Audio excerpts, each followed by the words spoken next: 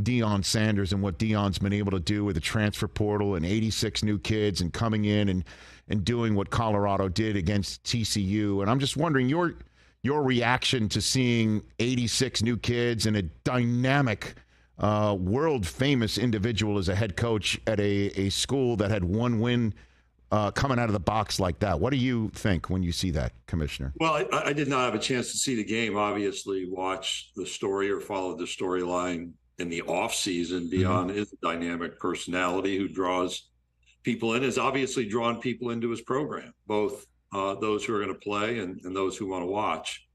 You know, as we're talking about providing more certainty and security for student athletes, you know, the headline can be a bit troubling. I think Deion's explained the why.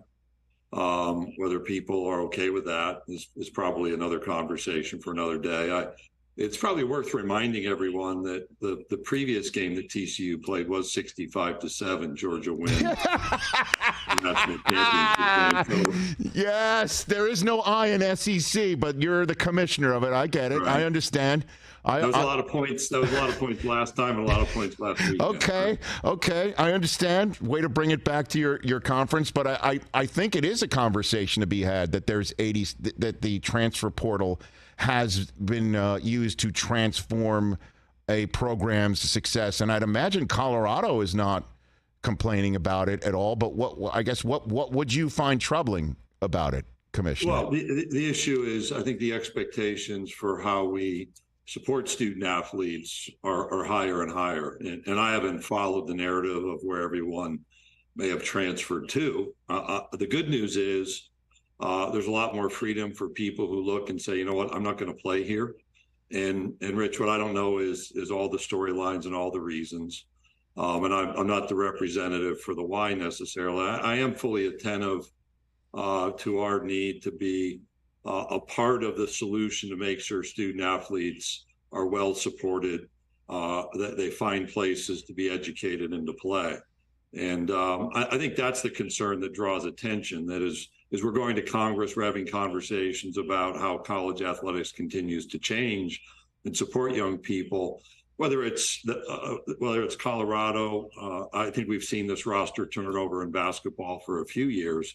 Those of us in leadership have a responsibility still to the young people. Well, I was tuned to your State of the State, if you will, address leading off SEC Media Week in the summer, just like so many others, Commissioner Sankey. And I heard you mentioning that because so many state houses don't even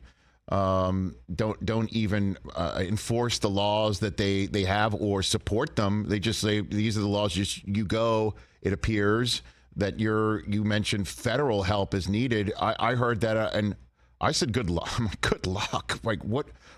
Walk me through how you see this actually coalescing to be helpful. Well, I think the clarity we have is there is interest at a congressional level at providing national standards, or really the restoration of national standards to college sports. Of any change over the last 5 years that's new to us, it is that states are now dictating the administrative policies for athletic programs. For instance, you have states that introduced name, image, and likeness activity. And as you heard me that day, I don't have any indication that states are active in enforcing the laws they've adopted. The next iteration was we have competitive realities among states where they want their universities to succeed. So then they pull back from those laws and have even gone so far as to restrict conferences or the NCAA from enforcing even basic name, image, and likeness rules. And for me, one of the great ironies is this conference does not have name, image, and likeness policies, yet we have states that say we can't enforce name, image, and likeness related policies, even if those were adopted.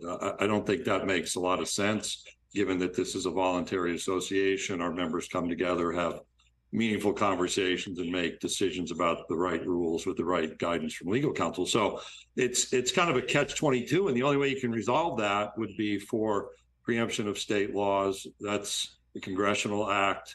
And I think embedded in your question is that's a tall hill to climb. And I don't have predictions, but I do have a responsibility that we engage in that conversation. Catch the Rich Eisen Show every single day on the Roku channel, 12 to 3 Eastern, for free.